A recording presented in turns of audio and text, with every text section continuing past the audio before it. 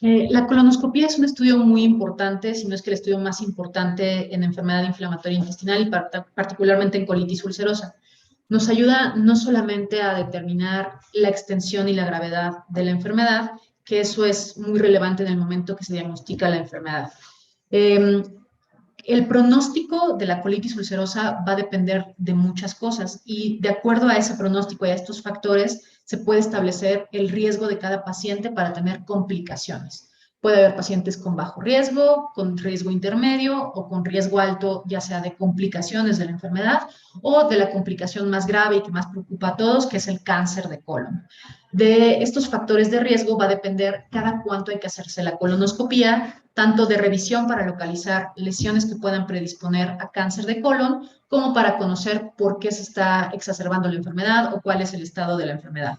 Entonces tenemos, aunque es un mismo estudio, que es la colonoscopía, tres indicaciones diferentes. Una es la indicación inicial para hacer el diagnóstico. Un paciente que tenga datos de alarma, que tenga diarreas con sangre, es un paciente que es candidato a colonoscopía. Ya una vez que se ha hecho el diagnóstico de colitis ulcerosa con la colonoscopia con biopsias, pues entonces, de acuerdo a este perfil del riesgo de paciente, en el cual se toman en cuenta qué extensión de la enfermedad tiene, o sea, qué porcentaje del colon está afectado, qué gravedad tenía la enfermedad en el momento que se hace el diagnóstico endoscópico, cuál es la edad del paciente, cómo debutó, si tuvo la necesidad de tener tratamiento con esteroides. Todo eso hace que sea un paciente de alto o bajo riesgo. Un paciente de bajo riesgo es un paciente mayor de 40 años, un paciente que no ha debutado de forma grave, que tiene una colitis mucho menos extensa que pancolitis, es decir, a lo mejor colitis izquierda o proctitis, digamos, nada más afección en el recto, o un paciente que no ha tenido necesidad de esteroides, ese es un paciente con bajo riesgo. Entonces, un paciente con bajo riesgo,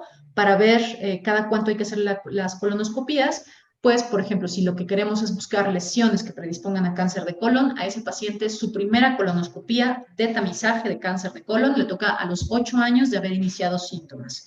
Si es un paciente que se está activando constantemente, cada vez que se active es necesario hacer colonoscopías porque hay que encontrar la razón por la cual se está activando. Siempre que hay actividad hay que hacer una colonoscopía. Pacientes de bajo riesgo inician a los 8 años de haber iniciado los síntomas y después de esa colonoscopía índice para tamizaje le toca cada 5 años aproximadamente. Un paciente de riesgo intermedio le toca su colonoscopía entre cada 3 a cada 5 años y cada vez que se reactive.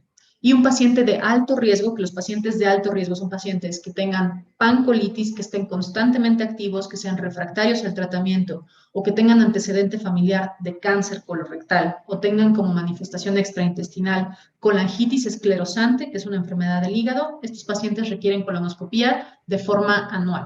Entonces, espero haber solucionado esta pregunta. Son bastante complejos la frecuencia de las colonoscopías, pero depende de cada paciente. Por eso hay que acercarse a su gastroenterólogo para tener un seguimiento adecuado.